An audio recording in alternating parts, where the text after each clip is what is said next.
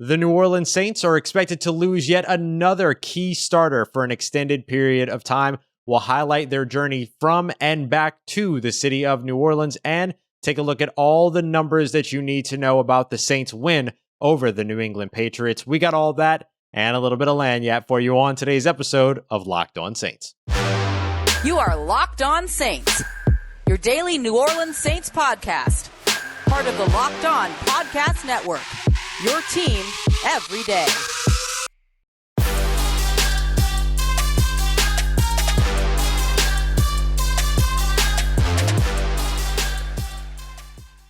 What is good, Who Dat Nation and Who Dat family? Welcome into another episode of Locked On Saints, your daily podcast covering the New Orleans Saints, part of the Locked On Podcast Network, your team every day. And today's episode is brought to you by RockAuto.com.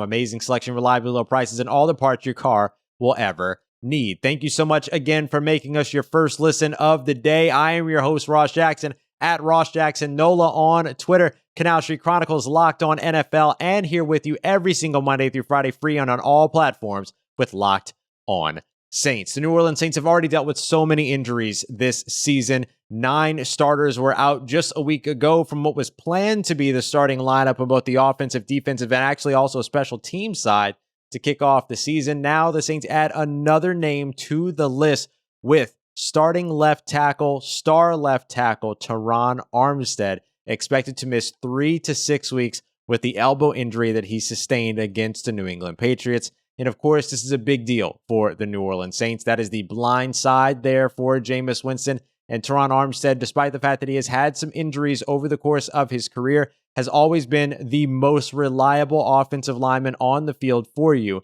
in a New Orleans Saints uniform since he was drafted. So to see him have to miss a couple of games here, again, the estimation is between 3 to 6, so injured reserve is certainly a possibility for him, as injured reserve only requires you to miss 3 weeks.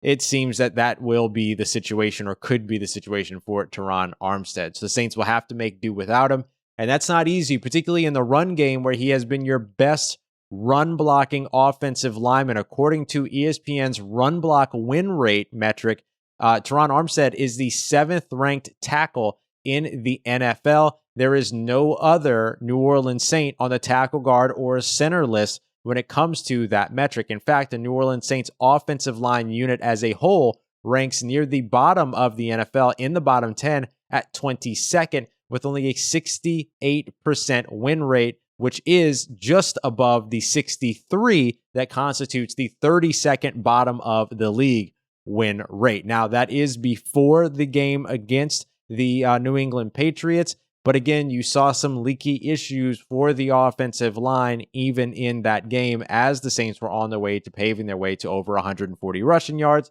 So I guess you'll give and take. The good news for the Saints, though, is that in place of Terron Armstead, you're not going to put another Terron Armstead there, but you get a reliable and solid player in James Hurst, a veteran that has played all along the offensive line and stepped in valiantly in place of Terron Armstead during the Week 3 matchup against the New England Patriots. While you do lose the efficiency of a veteran like Terron Armstead, you do get a veteran in place of him in James Hurst, who only allowed 1 pressure on 23 pass blocking snaps up against New England Patriots. Unfortunately, that pressure was a sack, so it dropped his efficiency rating all the way down to 95.7.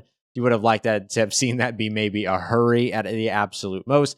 But even still, you've seen him have some nice plays during that game. He has been consistently working with this Saints offensive line as the 6th offensive lineman when they, marched them out over the course of the season. He was there the entirety of the 2020 season after he served his early season suspension. So he has experience with this offensive line, and he's an experienced offensive lineman as a whole. So it's not like you're going to your rookie Landon Young immediately. Instead, Landon Young will become your 6th-man swing tackle and will continue to be the immediate backup to Ryan Ramczyk over on the right tackle side. But hopefully the Saints won't have to deal with anything that's going to cause them to have to replace anybody else on this offensive line before it starts to get healthy again. So the clock begins to tick.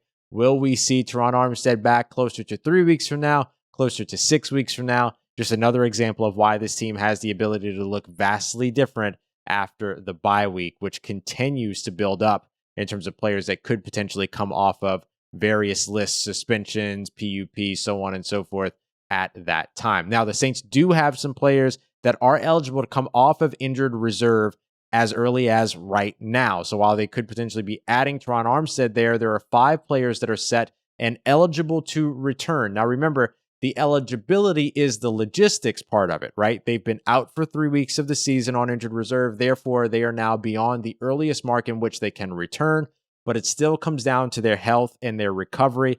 Doesn't necessarily mean that those two things will line up, the recovery and the logistics. So keep in mind that this all comes down to the medical clearance, medical checks, all of that. But 5 players available to come back: Will Clapp, Ken Crawley, wide receiver Tre'Quan Smith, your kicker, of course, who you sorely missed last week, in Wil Lutz after Aldrick Rosas mixed 2 field goals early on in the game. And then you can also end up bringing back to this roster Nick Vannet, who might be able to help you open up Adam Troutman a little bit more, alleviating him of his blocking responsibilities and being able to use him a bit more potentially as a pass catcher. So look for at least guys like Wil Lutz, Nick Vannet, those that had not so serious injuries and had sort of a 3-week return timetable to be the ones to potentially come back. Tre'Quan Smith, another one to keep an eye out on. He has dealt with injuries all throughout the offseason, and certainly the Saints would love to have him back, although they have now elevated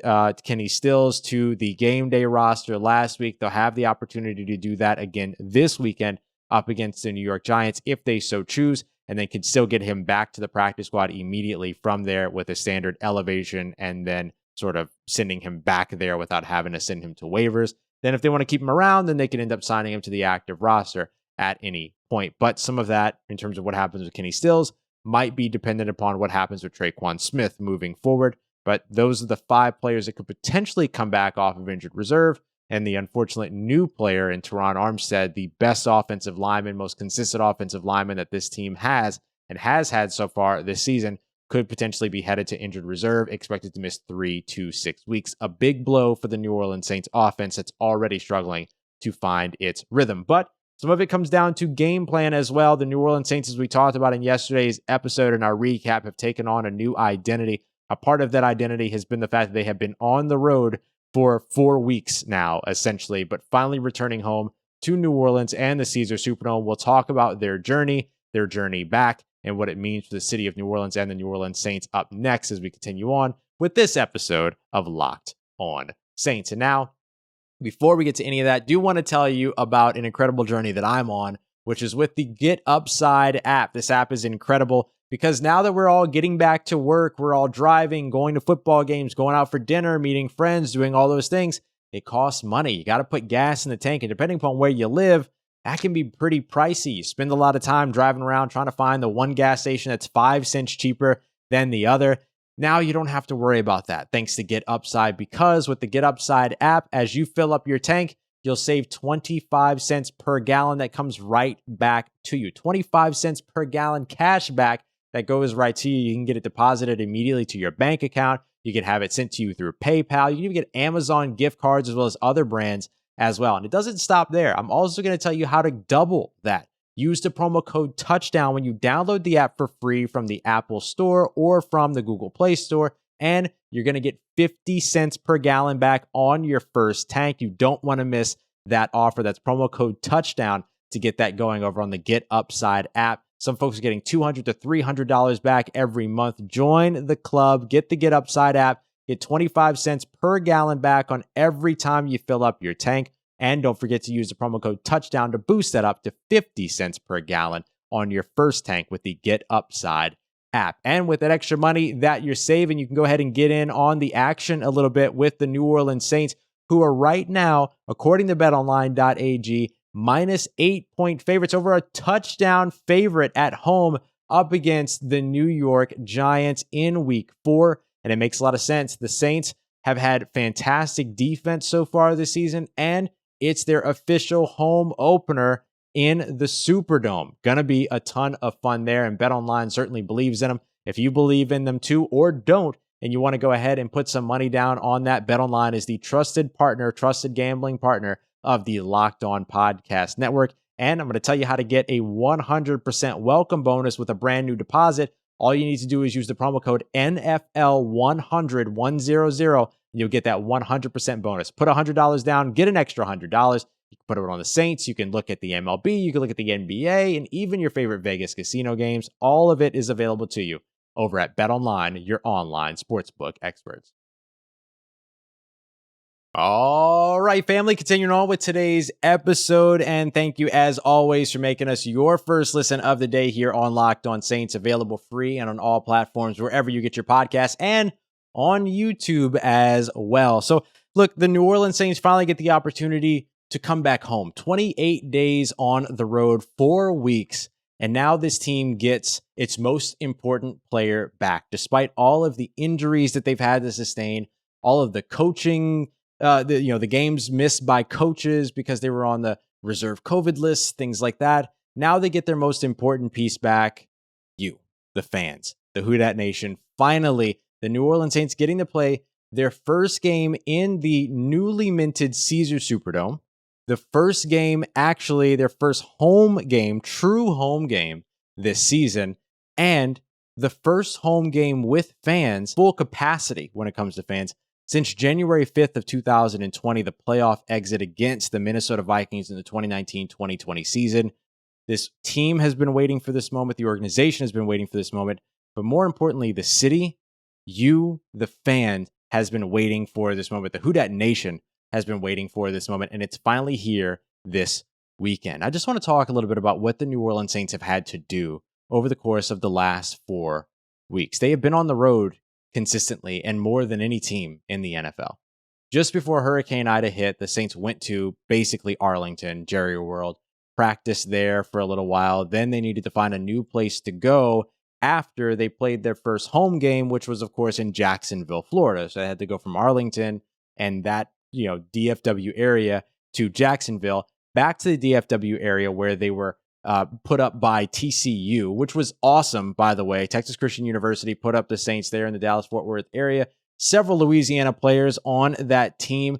And how cool must that have been that they got to, share a practice field with guys that they might be fans of and that might be their favorite team, a really cool thing. So they spent several weeks there, going to Charlotte in the loss to Carolina, then having to go back to the DFW area, then going to Cambridge for their walkthrough the morning of the game or the day before the game in Boston, Foxborough, going up against New England Patriots.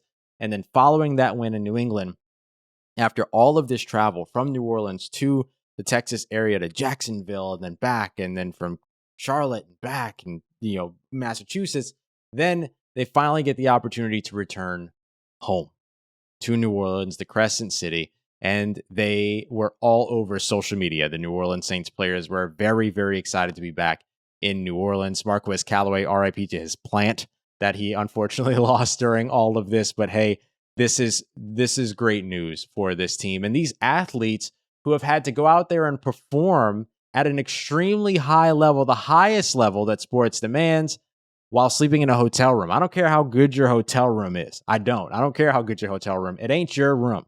It ain't your bed. It's not your routine. It's not your kitchen. It's not all the things that as an athlete you have to sort of mold and specify around you so that you can continue to be an NFL football player over the weekend. I mean, that's tough when you and your family are living out of suitcases for weeks to have to go out there and do that. Now, this team gets to return to their homes, to their beds, and be able to actually get back into their routine. And several of them, of course, part of some very important efforts. Cam Jordan with Second Harvest Food Bank, UNICEF with Demario Davis. I mean, you saw all of the players and all the organizations, all the pieces and different parts of the organization, as well as the staff members, all getting involved to try to help as much as they could, while also trying to go out there and practice every day and do their jobs as football players. And so it's incredible to have all of that come back to the city of New Orleans,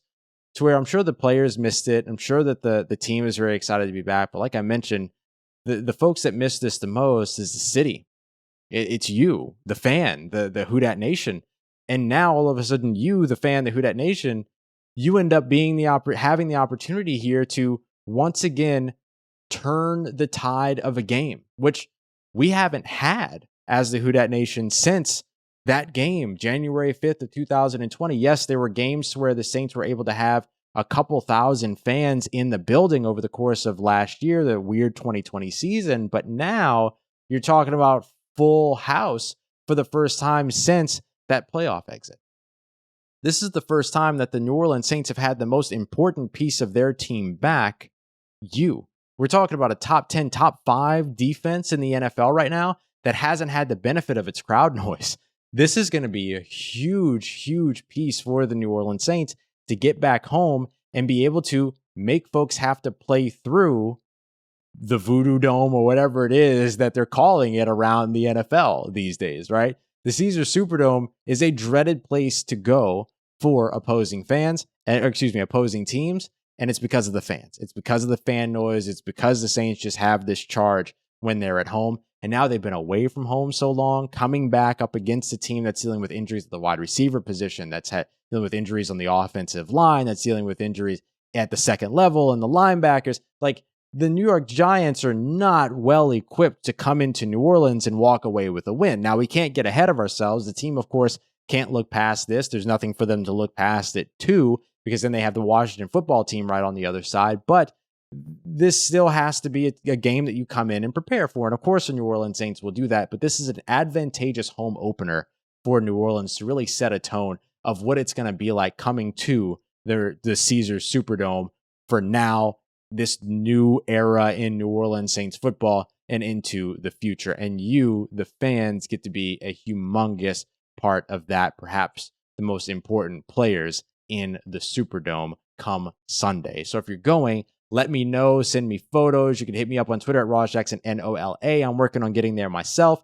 So I would love to know that you're there, making noise and supporting the team, and finally getting back to something that you deserve, which is being able to see your New Orleans Saints live and right there in front of you, cheering and having an impact on the game. So what an incredible journey and unique journey this team has been on. Something, again, no precedent for this. And they're going to be returning to the to the Caesars Superdome 15 years, 1 week, and 1 day after the return game to the Mercedes-Benz Superdome back in 2006. So it's just the history is still fresh.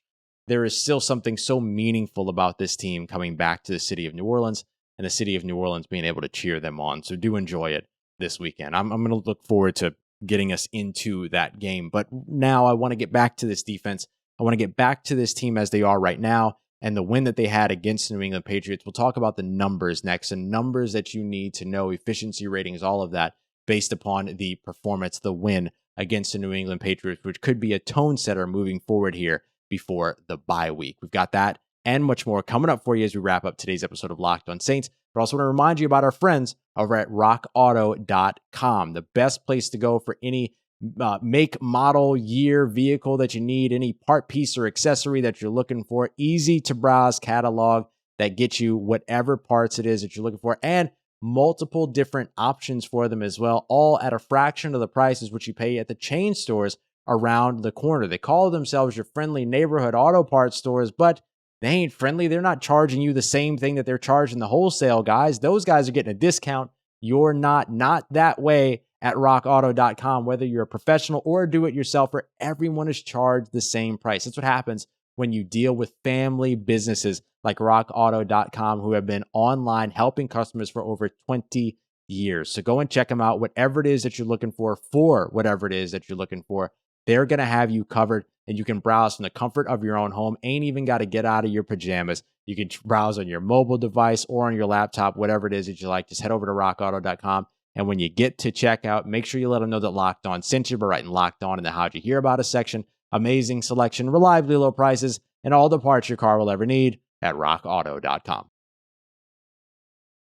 Let's get it. Who Dat Nation, wrapping up today's episode of Locked On Saints here as a part of Locked On Podcast Network. Remember, we're free and available on all platforms, wherever you get your podcasts, and on YouTube as well. So go subscribe to the YouTube channel so you can see this purdy little face right here as we break down these numbers for the New Orleans Saints in our Analytics Tuesday. We always focus on the numbers during these days. And I love doing this because there's so much to look at when it comes down to what the New Orleans Saints have done well and where they haven't fared well. And looking back at the game against the New England Patriots, things went just about as you would expect based upon certain metrics, particularly efficiency metrics, which give you a pretty good idea of where these teams sit on a play-by-play basis. Now, we've talked about EPA before, which is that sort of efficiency rating.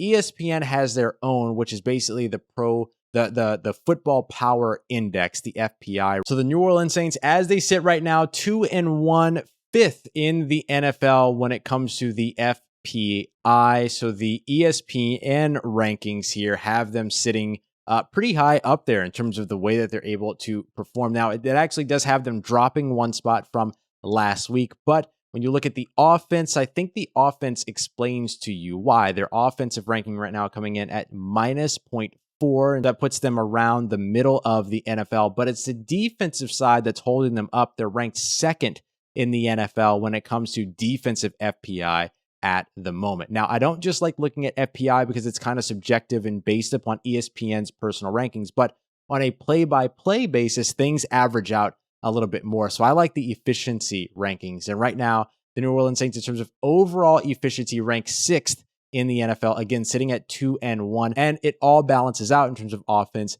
and defense. So right now, the Saints offense is ranked 17th in terms of offensive efficiency, but they're ranked 4th in the NFL in terms of defensive efficiency, 7th when it comes down to special teams efficiency. Now, when we use those numbers and we sort of counteract them against who it is that they faced last week, over on the defensive side, they faced a pretty good defense in the New England Patriots, who are ranked 7th in that same efficiency rating. When it comes to their offense, however, for the New England Patriots, that's where things get at least a little bit interesting, because that offense is ranked 28th in the NFL. Now, that was a drop after facing the New Orleans Saints, who took the ball away 3 times and caused Mac Jones, forced him to throw the ball 51 times in that game. And the disparity there between what the New Orleans Saints did with James Winston throwing only 21 times. It's a 30-pass deficit there. They'll definitely take that each time. And this week, when they go up against the New York Giants, things shift a little bit. Again, in terms of overall efficiency rank, the New Orleans Saints are 6th in the NFL. The New York Giants find themselves all the way down this list at 24th, but where it gets most interesting is where it gets most tight. The offense for the New Orleans Saints and the New York Giants, practically the same in terms of efficiency ranking. The New Orleans Saints at 17th, the Giants at 18th, only 1 point separating them when it comes to those efficiency grades, 53.4 for New Orleans, 52.4 for New York. But here's where it makes a big difference. The offenses are pretty much similar at this point, right? You have 2 offenses that are trying to figure things out, that are both dealing with injuries, all of that. Now, the difference is that you have an 18th ranked efficiency rating offense for the New York Giants going up against the 4th ranked defense for the New Orleans Saints in that same defensive efficiency rating. Meanwhile, the New Orleans Saints, who are at 17th, well, they're going up against the 28th ranked defensive efficiency team. That's good news for New Orleans in terms of a potential get-right game for their offense. Even if they continue to do it on the ground, there's an opportunity here going up against a leaky, sort of transparent, and I would even say porous New York Giants defense, at least in terms of a play-by-play basis, talking about efficiency. This could be good for the New Orleans Saints. And the majority of the efficiency comes from the star players, particularly in coverage, over these past couple of games. And in particular, you look at Marshawn Lattimore here against the New England Patriots. Mac Jones tested him. He went after him 9 times, which is a lot for a rookie quarterback, and Marshawn Lattimore made him pay. He allowed only 4 catches on those 9 targets for 42 yards.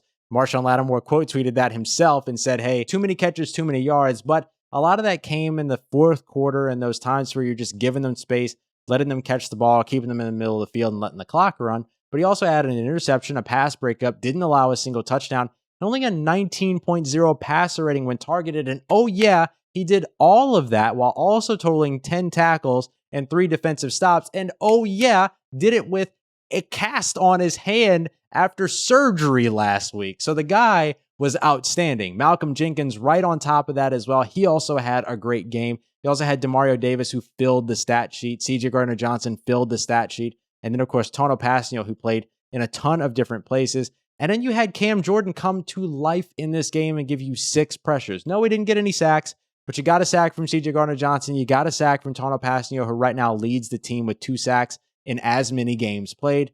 But Cam Jordan comes to life, gives you 6 pressures in a single game as well. It was an outstanding performance by the Saints defense, and the efficiency is absolutely there, not only in the team performance and the team metrics, but also the individual performances and individual metrics as well. Look for them to try to keep that up going up here in a moment against the New York Giants. So tomorrow, we're going to take a look at the film. We talked about the analytics today. Let's get into the film tomorrow. We'll talk more in depth. I want to look at where the routes that Marquez Callaway is running. Were there routes and options open for Jameis Winston downfield? Did he not pull the trigger, and why? And of course, we'll take a look at the defensive performance as well. And we'll be joined by one of our friends over at WWL for WWL Wednesdays. Of course, on Thursday, we'll have Patricia Traina from Locked On Giants here for our crossover Thursday as well. As always, y'all, much love. And thank you so much for making me your first listen of the day. For your second listen, go and check out Locked On Bets. Win yourself some money with your boy Q and handicapping expert Lee Sterling. Up until all of that, and up until next time, anytime, you can find me on Twitter